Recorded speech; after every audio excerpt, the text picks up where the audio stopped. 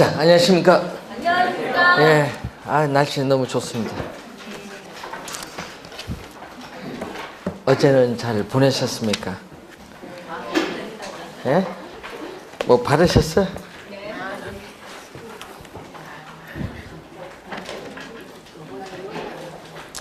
자, 여러분이 교재 보시면 중간중간에 중요 기출 지문들이 나와 있으니까 그거 한번 꼭 확인 좀 해 두셔야 되겠습니다. 자, 오늘 문제도 나가 있는데 이제 다음 주부터는 오후에 문제 풀이가 있으니까 이제 다음 주부터 문제는 안 나가요. 네. 자, 우선은 여러분 교재에 8페이지가 아니지 6페이지가 되겠습니다. 부동산학의 기초가 되겠습니다. 자, 이 부동산학이라는 것은 우리 출제를 만약에 기출서 한다면은 이 김영진 교수의 우리 개념이 출제를 합니다. 그래서 우리 제일 먼저 나오는 게 김영진 교수의 개념이죠. 자, 이 부동산 활동의 능률화의 원리 및 그 응용 기술을 개척하는 종합 응용 과학이라고 하는데 이 지문을 출제를 합니다. 그래서 여러분 교재 보시면요. 자, 프린트 문제 1번 지문 한번 보세요. 부동산 활동의 개념이 나와 1번 지문 보세요. 이 부동산 활동은 이 토지 등을 대상으로 의사를 결정하고 또 실행에 옮기는 관리적 측면의 행위를 부동산 활동이라고 하죠. 그래서 이 부동산 활동의 개념이 나와 있습니다. 그래서 이 부동산 이 활동에 있어서의 능률화의 원리죠. 자, 그래서 이 부동산 학은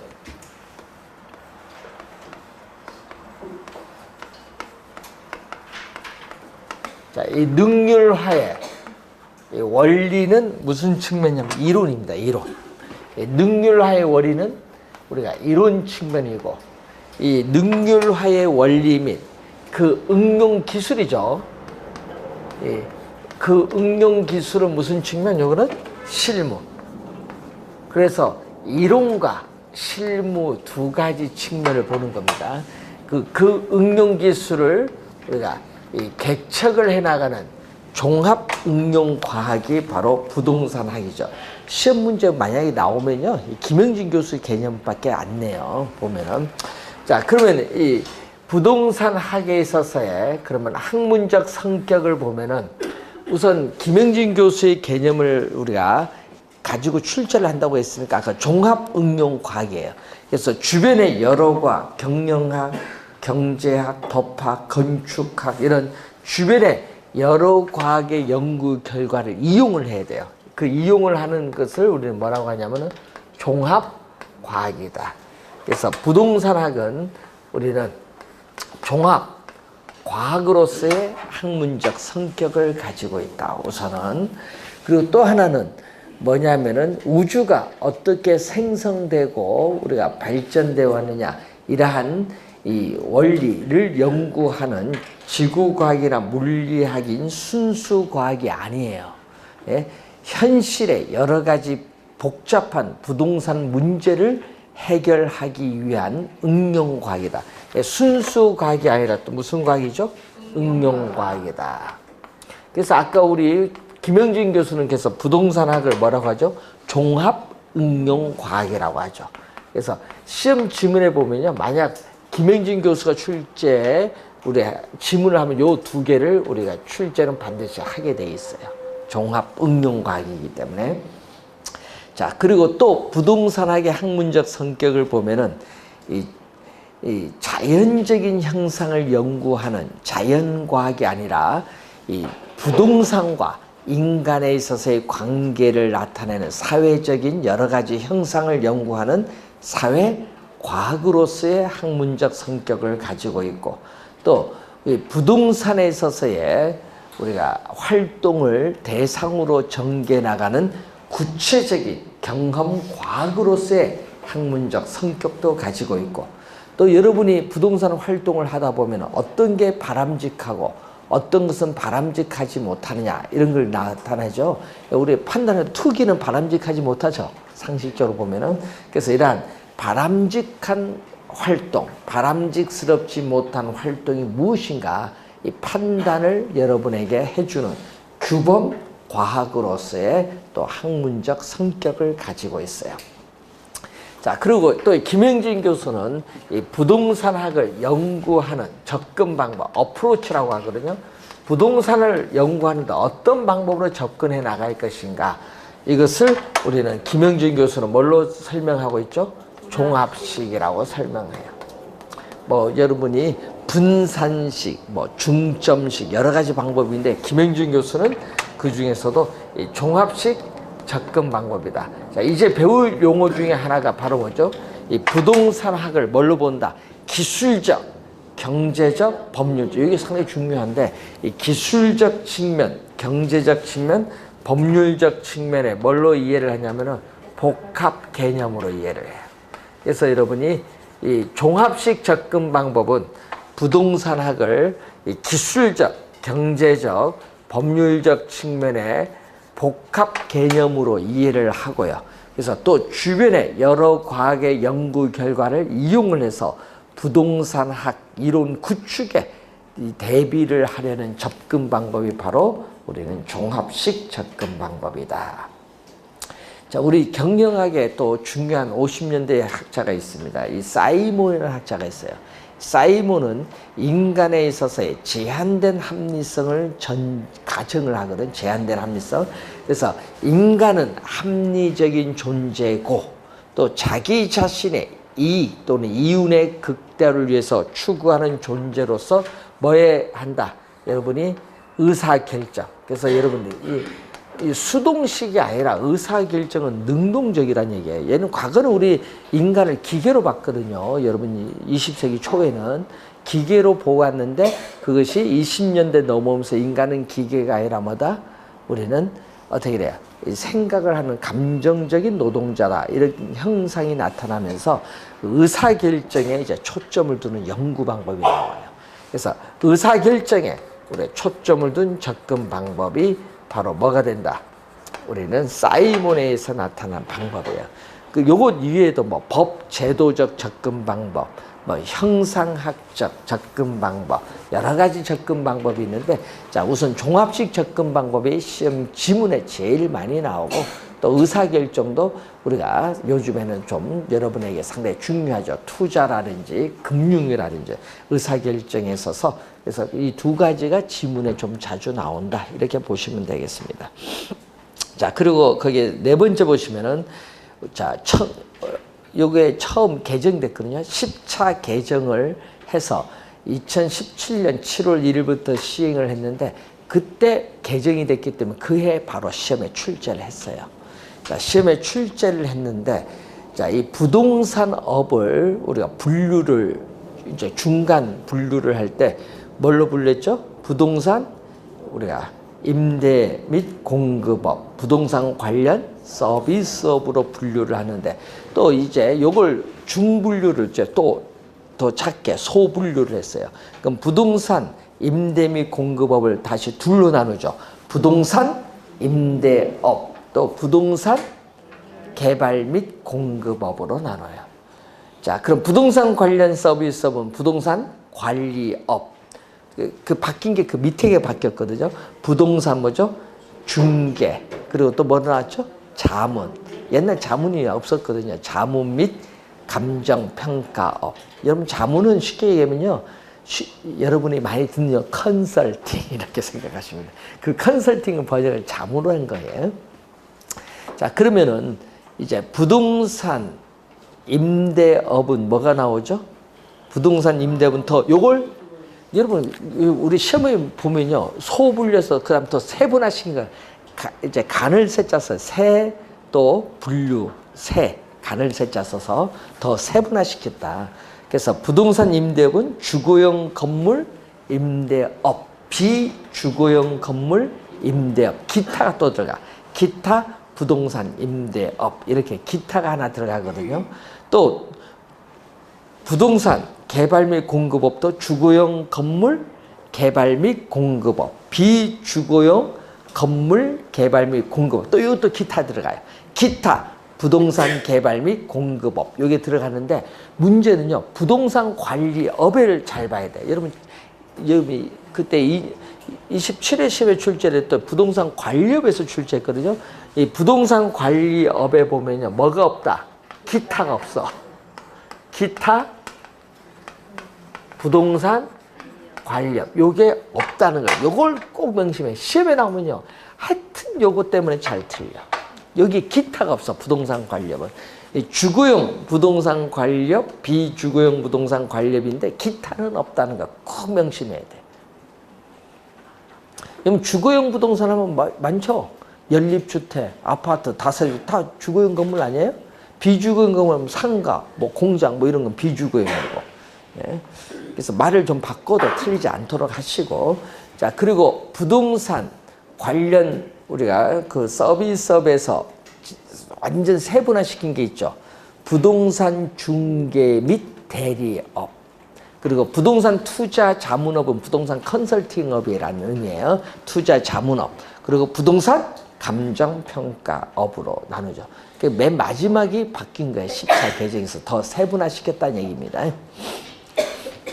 여러분 부동산은 우리 종합하니까 부동산업은 서비스업일까요? 서비스업이 아닐까요?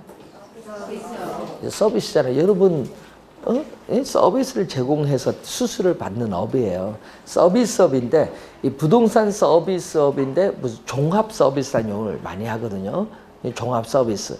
종합 서비스의 가장 대표적인 게 뭔지 아세요? 컨설팅이에요. 컨설팅. 그런데 여러분요 공인중개사 자격증을 따서 합격을 하면요 너무 쉬운 것만 해. 뭐 아파트 거래. 아파트 거래는 부동산 요거에 조그만 거 요거 한 5%도 안 되는 거 그게 목숨 걸대. 컨설팅업이에요 부동산은. 그래서 여러분이 부동산 하면 아파트 하면은 뭐 여러분 보면 수수료 따지대. 주거용 건물 수수료 뭐 0.9% 최고죠 지금 최대가. 그거 막 따지는 수수료 왜 따져? 컨설팅 수수료가 없어. 뭐야 컨설팅은 그 뭐 하면 수수료가 그게 있는 게 아니지. 컨설팅 자문 수수료가 별도예요. 그럼 여기 토지 거래했다. 토지 거래해서 손님이 저한테 얘기를 해. 아, 내가 지금 10억짜리 토지 거래한다. 그럼 0.9%에서 이제 신고하겠다. 딱 해. 하세요. 돈은 주고 하세요. 돈은 주고 신고를 하든 말든 해야지. 0.9%만 협박을 해요, 여러분한테. 그럼 여러분 간단해. 돈은 주고 신고하세요. 간단해. 왜? 영수증 써달라고 하거든요? 신고하려니까. 그럼 뭘 해? 중개 수수료 0.9%딱 치고 밑에 컨설 수수료 딱 주면 끝나는 거야. 뭔지 아세요? 투자 자문업이잖아. 여러분이. 그래서 여러분 등록을 할 때 뭘 해야 돼? 합격해서 등록할 때 부동산 중개업 하면 안 되지. 예? 밑자 하나 더 붙여야지. 뭐 뒤에 하나 컨설팅 하나 붙여야지. 예? 아니 글자 하나 쓰는데 돈 더 주는 게 아니거든요. 붙이면 돼요. 그러니까 중개업 하면 걸려요. 부동산 중개업 하면 걸립니다. 컨설팅 수도 하면은 하나 더 붙여서 등록할 때 컨설팅 딱 하나 더 붙였어요. 그러면 이제 수수료 해도 언제든지 신고하세요 하면 돼. 예? 그래서 여러분이 법인 가도 아무런 문제가 없는 거예요. 여러분이 가서 앞으로는 종합 부동산업이에요. 그래서 여러분이 이제 뭐 보면요, 그 법인이 들어가면 다 있어. 중개업에 관련돼서는. 그래서 앞으로는 이제 그런 거에서 컨설팅이야, 컨설팅.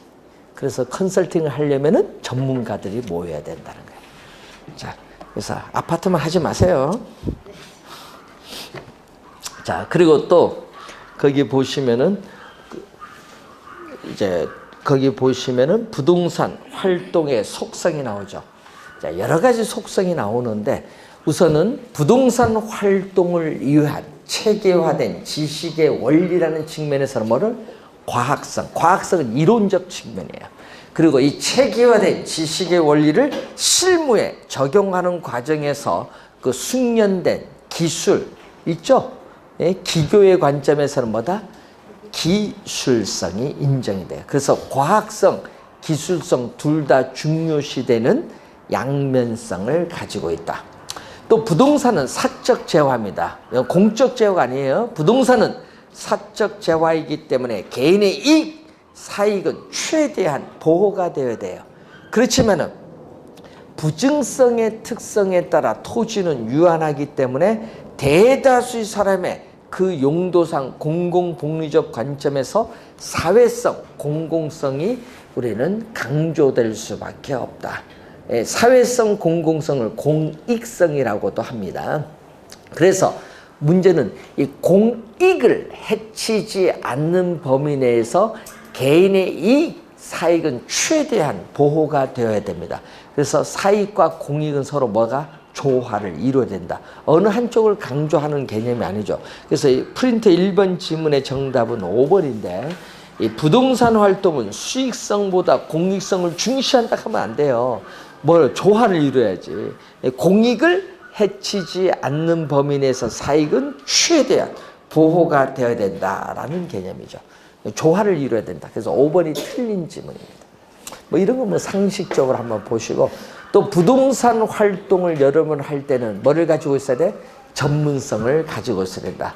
자, 여러분은 지금 부동산 중개를 한다. 여러분은 1차야. 왜? 증도 없기 때문에. 전문가가 아니야. 그래서 여러분은 증이 없으면 부동산 비전문가인 부동산 소유자나 이용자가 행하는 활동은 바로 1차 수준의 부동산 활동이에요. 전문가가 아니니까 사고가 발생하죠. 당연히. 2차는 부동산을 실무로 담당하는 사람에 의해서 행해지는 활동이에요. 자, 예를 들어서 우리가 공인중개사가 부동산을 매각하기 위해서 평가를 한다. 평가 전문가는 아니잖아요. 2차 수준의 활동이지. 그래서 이 부동산 관련 전문가가 행하는 활동, 감정평가사가 행하는 부동산 평가 활동, 공인중개사가 행하는 부동산 중개 활동은 뭐다? 3차 수준의 활동으로서 전문성이 가장 높습니다. 자, 이 전문성 못지않게 부동산 활동은 또 우리가 높은 윤리를 요구가 돼요. 우리나라는 사기가 진짜 많아요. 이게 보면은. 그래서 우리나라 소송이 1년에 소송 중에 70%가 부동산 관련 소송인데 그 중에서 거의 대부분 사기와 관련이 있어. 그만큼 많이 관련돼 있는데 윤리가 중요해요. 그래서 이 조직 내부에서 우리는 조직 구성원 간에 지켜야 할 도리가 바로 뭐냐? 고용윤리입니다. 이거에 이 종업원과의 관계를 나타내는 고용윤리가 있고 또 동업자와의 관계, 동업자 단체와의 또 관계를 나타내는 조직윤리도 있고 또 매도 의뢰인, 매수 의뢰인, 의뢰인과의 관계도 있고 또 비의뢰인과의 관계를 나타내는 서비스 윤리도 있고 또 일반 대중을 대상으로 하는 뭐죠? 공중윤리. 4가지 윤리의 유형이 나타납니다. 부동산 윤리의 유형은. 자, 또 부동산 활동은 부동산이라는 물건을 대상으로 행하는 이걸 뭐라고 해? 대물 활동이라고 해. 대물 활동. 또 부동산 활동의 주체인 인간을 상대로 하는 대인, 인간을 대상으로 한다. 대인 활동의 속성도 가지고 있고 또 부동산은 위치가 고정되어 이동할 수가 없습니다. 이 지리적 위치 고정성, 부동성의 특성으로 인해서 부동산을 둘러싼 주변 환경은 통제가 불가능한 요인이 많아요. 그래서 각종 자료를 수집해서 분석을 해야 되는 정보 활동이 중요시되고 또 정보 활동이 중요시되는 것이 아니라 또 수집된 자료를 현장에 가서 여러분 확인을 해야 돼. 이 부동성의 특성, 또 대물 활동의 속성으로 인해서 현장에 가서 확인을 해야 되는 임장 활동이 또 중요시되죠. 임장 활동을 소홀히 하면요, 부동산 거래 시에 각종 사고가 발생하고 뭐 소송 문제, 책임 문제가 발생을 합니다. 네? 그래서 여러분 잘 확인을 해 두셔야 될 부분이죠. 자, 그리고 영속성의 특성으로 인해서 토지로부터 얻는 수익은 영속적으로 발생하기 때문에 부동산 활동 시에는 장기적인 배려를 필요한다. 배려의 장기성이 나타나고 또 부동산 활동은 영속성의 특성으로 인해서 지표, 땅, 지하, 공중을 포함하는 이걸 뭐라고 하죠? 3차원이라고 해요. 3차원의 공간 활동이라는 속성을 가지고 있습니다. 또 부동산 활동은 기술적 측면에서 설계, 시공이 괜찮았냐, 부실공사가 있을 수도 있죠. 또 경제적 측면에서 부동산 가치가 적정한가, 법률적 측면에서의 규제가 있느냐, 이걸 보는 거거든요. 그래서 기술적, 경제적, 법률적 측면에서 나타나는 이 복합 개념적인 또 활동이 나타나고 있다. 자, 그래서 간단히 한번 보시면 되겠습니다. 자, 문제는 요 총론에서는 뭐 기본적 개념만 확인해 두시고, 이제 시험 관련해서는 부동산 개념이 좀 중요한데, 자, 여러분이 우리가 8페이지 보시면은 부동산에 있어서의 개념이 나타나고 있습니다. 자, 부동산 개념을 보시면은 이 부동산은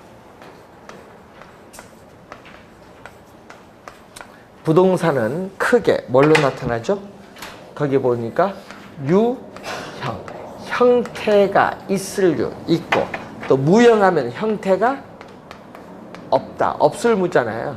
그래서 유형적 측면에서 또는 무형적 측면에서 크게 둘로 나타나는데, 자, 유형적 측면에서 뭐죠?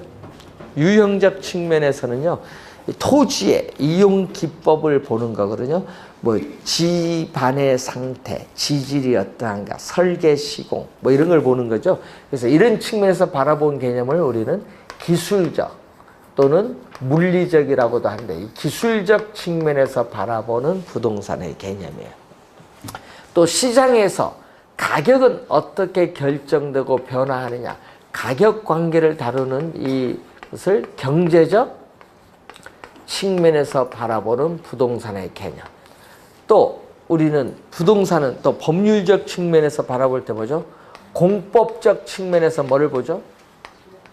공법적 측면에서는 우리가 토지 이용 규제의 대표적 수단인 지역지구제,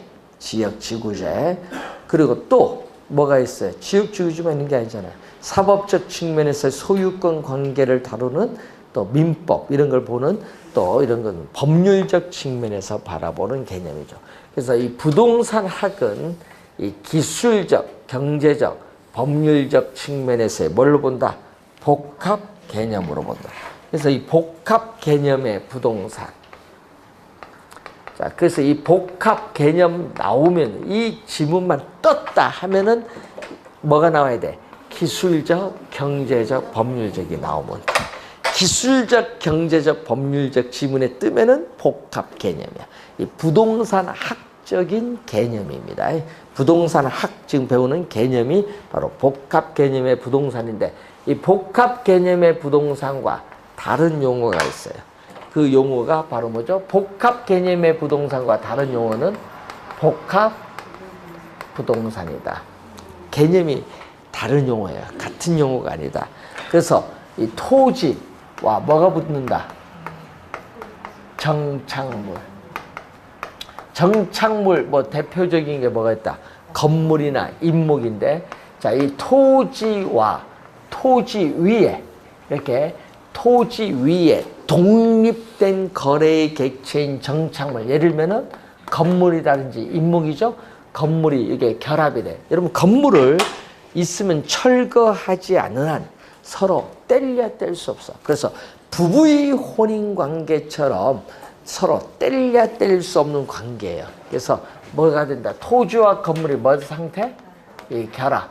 이 결합된 상태 그대로 부동산 거래 활동, 부동산 평가 활동, 이 부동산 활동의 대상으로 다루어져 있는 부동산을 복합 부동산 개념입니다. 이 평가할 때 상당히 중요하거든요. 복합 부동산 개념이. 그래서 이 개념이 서로 다른 용어라는 걸 염두에 두시고, 자, 그러면은 이 기술적 측면에서 바라본 부동산 개념. 자, 기술적 측면에서 바라본 부동산 개념은 먼저 뭐죠? 네 가지가 있죠. 자연, 공간, 위치, 환경인데, 자연은 토지는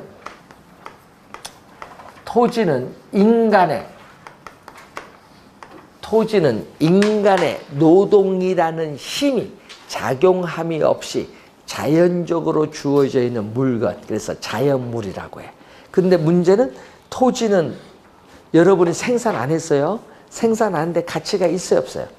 지금 토지 평당 얼마 하잖아요. 가치 있어요. 스스로 가치를 가지고 있고 또 중요한 건 이게 뭐하다? 유한하다. 유한하면서 스스로 가치를 가지고 있는 존재입니다. 유한하기 때문에 생산이 안 돼요. 그래서 대다수 사람의 그 용도상 공공복리적 차원에서의 사회성 공공성이 요청될 수밖에 없다는 걸 하나 염두에 두시면서, 그리고 두 번째는 무슨 개념? 공간 개념. 시험 문제는 이 공간이 상당히 중요하죠. 자, 작년에 출제된 게 뭐를 출제했죠? 민법? 작년에는 민법 제211조와 212조 조문을 둘 다 출제했어요. 작년 시험에. 민법에서 이런 배우니까 민법 제212조는 토지 소유권은 정당한 이익이 있는 범위 내에서 토지의 상하에 미친다. 이 조문을 또 출제했었죠. 이 상하가 무슨 개념? 공간 개념이다. 그래서 민법 제212조는 토지 소유권의 무슨 범위? 공간 범위다. 공간. 근데 이 공간은 우리는 뭘로 표현하고 있다? 입체적으로 규정하고 있다. 입체적. 토지 소유권의 공간적 범위는 입체적으로 규정하고 있다. 그래서 여러분이 시험 문제에 법 조문도 많이 나오고 또 요거 입체적으로 규정한다는 지문이 또 많이 나오죠. 자, 그러면 여러분이 배운 걸 하나 간단히 복습을 합니다. 이 그림 한번 우리 배웠어요.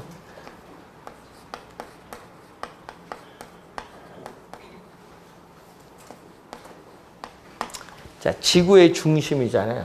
이 지표상의 이 토지와 관련돼서 이해되는 2차원적인 평면 공간이 수평 공간이고, 지표에서 지구의 중심을 향한 이 공간을 지중 공간, 그리고 지표에서 공중을 향하여 영장되는 일정한 높이의 공간을 공중 공간이죠. 그래서 이런 부동산 활동을 할 때는요, 이 땅만 행하는 게 아니잖아요. 지하 공중도 이용하잖아요, 여러분이. 그래서 우리는 수평 공간, 지중 공간, 요걸 포함해서 무슨 공간이라고 하냐면은, 자, 부동산 활동의 대상으로서의 토지는 수평, 지하, 공중을 포함하는 몇 차원? 3차원의 공간이다. 3차원의 공간 활동이라는 것을 항상 인식을 해야 되고, 이것을 무슨 공간? 입체 공간이라고. 입체. 수평인 평면에다가 지중 공중을 대 면과 면이 만나면 입체요. 입체 공간이다. 그래서 여러분 중학교 2학년 때는 평면 공간을 배워요. 중3 때는 입체 공간을 배우는 거예요. 평면을 알아야 뭐 입체를 알지. 그래서 이제 가르치실 때 이제 잘 알아야 돼. 면과 면이 만나면 뭐다? 입체 공간이다. 네? 여러분에게 평면 공간이 뭡니까? 입체 공간이 뭡니까? 물으면은 여러분 대답을 할 수 있으니까요. 물으는데. 그럼 감독님 책받침 요거 뭐야? 입체야. 요거 입체야? 뭐야? 요건 평면이야. 주사위 갖다 주고 요게 입체야. 면과 면이 만나자. 그 설명 간단히 해주면 되지. 그래서 여러분이 이제 입체 공간이다. 요 개념이 또 시험에 또 자주 나와요. 부동산 활동에서 대상으로서의 토지는 입체 공간이다. 그러면 또 이 지표상에 있는 토지를 배타적으로 이용할 수 있는 권리를 지표권이죠. 뭐 작물을 우리 지표상에 있는 토지에서 뭐 농작물 이런 거 있잖아요. 작물을 경작할 수 있는 권리, 지표에 있는 물을 이용할 수 있는 권리, 건물을 건축할 수 있는 권리, 이런 건 다 뭐에 속한다? 지표권에 속하는 겁니다. 자, 이 토지 소유권자의 토지 구역상의 지하에 있는 이 공간을 이용을 하든지 아니면 이용 관리할 수 있는 이 권리를 뭐라고 한다? 지하권. 근데 문제는요, 이 지하권에 있어서 이 지하권이 전부거든요. 이 지하권 전부를 토지 소유자의 권리로 인정하는 나라도 있지만은 우리나라와 같이 지하권의 뭐만 일부만을 토지 소유자의 권리로 제한하는 나라도 있어요. 우리는 제한을 합니다. 어떻게 제한을 한다? 자, 토지 소유자 입장에서 보는 거죠. 자, 통상적인 이용 행위가 예상되지 않고 뭐 전철들과 같은 지하 시설물의 설치로 인해서 우리는 토지 소유자의 이용 행위에 지장이 없다고 판단되는 깊이가 뭐라고 한다? 한계 심도야. 그럼 이 한계 심도 요 안에 있는 범위는 토지 소유자의 권리가 미쳐요. 그럼 지하에 있는 안반, 지하수 등은 토지를 구성하는 본질적인 부분이기 때문에 토지 소유자의 권한이 미칩니다. 이걸 뭐라고 하죠? 사적 지하권이야. 사적 지하권인데 여기가 있죠. 우리나라는. 이걸 뭐라고 하냐면 공적 지하권이다. 자, 이 한계심도 요 밑에 있는 요 부분인데, 자, 우리나라 광업법상 광업권의 대체가 되는 지하에 매장되어 있는 석탄, 석유, 금, 은과 같은 이 미채굴의 광물이죠. 이 미채굴의 광물에 대해서는 뭐가 돼요? 우리는 토지 소유자의 권리가 미치지 아니한다. 그러니까 소유권 효력이 안 미친다. 시험 지문에 요게 또 자주 출제를 하죠. 주의를 좀 해두셔야 되겠고, 또 토지 소유권자의 토지 구역상의 공중 공간을 타인에게 방해를 받지 않고 일정한 고도까지 포괄적으로 이용할 수 있는 권리를 공중권이야. 자, 공중권도 이 사적인 공중 공간을 이용할 때는 인적 토지 소유자의 또 권리를 방해해서는 안 되죠. 방해를 해서 충돌이 발생하면은 일조권, 조망권의 분쟁이 발생을 하는 거죠. 자, 그럼 이 사적인 공중 공간 이상의 공중 공간을 공공이 이용 관리할 수 있는 권리를 공적 공중권이죠. 항공기 통행과 관련한 항공권, 전파의 발착과 관련한 전파권은 공적 공중권이 됩니다. 자, 그러면 토지 소유권은 여기에 영향을 주고 있는데, 문제는 이 지표, 땅에서 공중으로 몇 미터, 지하 몇 미터 구체적으로 규정되는 것은 아니다. 그래서 토지 소유권의 구체적 범위의 해석에 대해서는 뭐에 규정되어 있는 게 아니니까 법원의 판단에 의존하는 경향이 많다는 거죠. 자, 요걸 한번 확인을 해 두시면 되겠죠. 자, 그럼 문제, 2번 문제 한번 봅니다. 자, 프린트. 복합 개념의 부동산으로 바라볼 때 부동산을 공간, 위치, 자산, 환경 등으로 나눠볼 수 있다. 부동산을 공간으로 파악할 때 틀린 설명을 묻어요. 자, 최근 실용화 단계에 있는 지리정보 시스템은 공간상에 존재하는 수많은 공간 정보, 또 속성에 관련된 정보를 제공하며 이를 효과적으로 연결하여 다양한 형태의 공간적 상호관계 분석이 가능하다. 요즘 교통 정보 시스템 있죠? 이것도 우리가 이 GIS와 GPS를 연결한 거예요. GPS 위치 확인 시스템. GPS 여러분 휴대폰도 있죠? 다 있습니다. 그래서 이제 뭐 버스 추적을 하면서 몇 분 내에 도착합니다. 뭐 이런 거 다 나오죠. 그게 다 요겁니다. 자, 2번. 부동산의 공간 개념은 건물의 고층화, 집합 건물의 등장 등으로 인해서 그 중요성이 점점 높아지고 있습니다. 자, 상부 미이용 공간이 나오는데, 자, 여러분 여기 토지가 있습니다. 자, 토지가 있는데 우리 요 10층까지는 뭐를 한다? 건물을 건축할 수 있어요. 네, 10층까지는 건물을 건축할 수 있는데 요 지역이 문화재를 보호하기 위해서 뭐 한다? 규제를 해요. 문화재, 역사적 유물인 문화재를 보호하기 위해서 규제를 해요. 규제를 해서 몇 층까지만? 나는 4층까지만 허용한다. 4층. 그러면 요까지는 뭐다? 건물을 지을 수 있어요. 그럼 위에는 지을 수 있다 없다 여기는? 여기는 안 되지. 요 부분은 안 되지. 이렇게 상부 미이용 공간에 시설을 직접 건축하여 이용하는 것이 부적당한 경우에는 이 상부 요 빨간 부분이죠. 미이용 공간에 상응하는 이 뭐죠? 용적률. 이 용적률을 이용 못하니까 어떻게 돼요? 이용 못하니까 규제를 받지 않은 인근 지역에 이걸 뭐 한다? 이전, 양도시켜서 개발을 허용을 한다. 이걸 어떻게 돼요? 트랜스퍼러블, 이전 가능한, 양도 가능한, 디벨로브먼트 라이트, 개발권, 이전 가능한 개발권, 개발권 양도 제도, TDR인데, 그럼 TDR은 어느 거? 여기가 뭐 누구? 개발 지역. 여기는 뭐다? 보전 지역. 그러면 개발 지역은 요걸 더 뭐 할 수 있다? 용적률을 여기 이전해 왔으니까 더 이용을 할 수 있으면서 이익을 얻겠죠.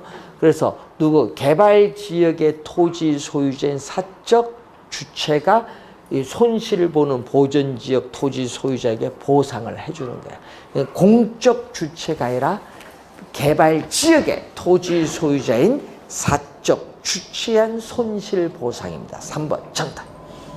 공적 주체가 아니라 사적 주체, 개발 지역의 토지 소유자인 사적 주체입니다. 3번 정답이고 4번 토지 소유자의 사적 공중권의 이용은 인접 토지 소유자의 권리를 방해해서는 안 된다. 또 우리나라 현행 지적 제도는 무슨 제도? 우리나라는 수평 지적입니다. 입체 지적이 아니에요. 자, 우리나라는 입체 지적이 아니라 무슨 지적? 수평 지적이다. 수평 지적. 그렇기 때문에 뭐죠? 이 지적 행정면에서 공시 기능이 상당히 불완전해요. 특히 뭐 지중 공간과 뭐에 대한 공중 공간에 대한 공시 기능이 상당히 부족하다는 거예요. 불완전하죠, 결국. 자, 그래서 그런 점에서 문제가 발생한다. 그래서 여러분이 임야 거래를 할 때는 반드시 뭐를 해? 측량을 해야 돼. 왜? 우리나라는요, 엄청 잘못된 게 많아요. 실제 측량을 해보면. 그래서 문제가 생기거든요. 그래서 나중에 소송을 하지 않기 위해서는 뭘 해야 돼? 예? 반드시 측량을 하는데 뭐 제일 빠른 게 인공위성을 통한 뭐 GPS를 이용해서 측량하는 게 제일 정확해. 그럼 딱 어떻게 돼요? 뭐 침범되면 거기 점수로 딱딱딱 나와요. 정확해.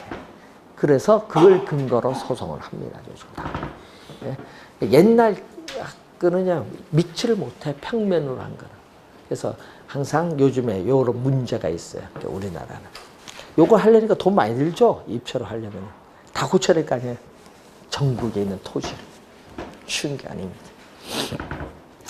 자, 그리고 이제 여러분이 거기 보시면 경제적 개념으로 갑니다.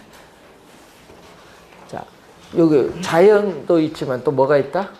위치. 그리고 또 뭐가 있어요? 환경. 위치는 여러분 뭐 입지에서 뭐 절대적 위치, 상대적 위치 요것만 알면 돼요. 뭐 여러분 지리적 좌표로서 위치는 고정되어 변화가 없죠. 위치는 고정되어 있어요.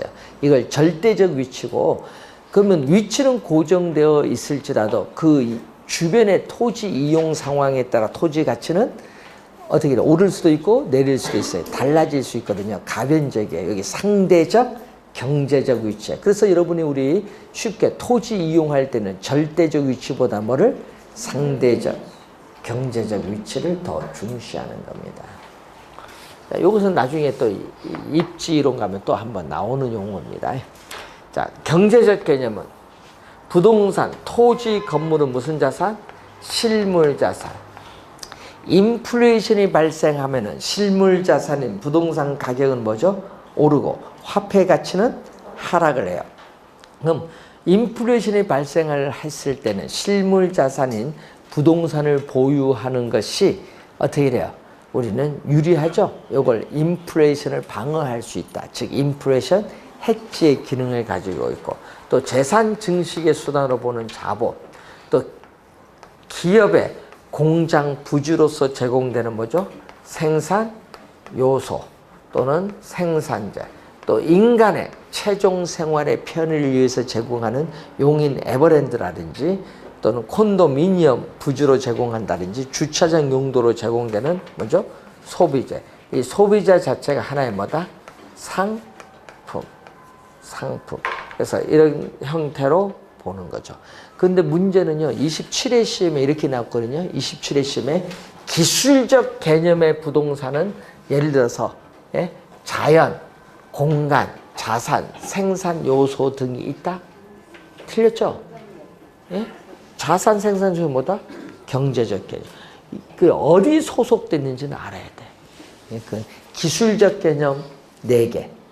그리고 경제적 개념 몇 개? 5개.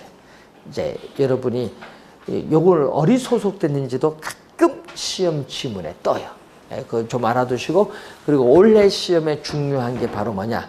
법률적 개념에. 작년 시험에도 정답을 지문을 여기서 출제했는데 올해도 중요해요. 올해도 우리가 시험에 출제 정답 지문이 여기서 뜰 가능성이 상당히 높은데, 이 법률적 개념의 부동산 상당히 중요합니다. 자, 이것은 잠시 쉬고 설명하겠습니다.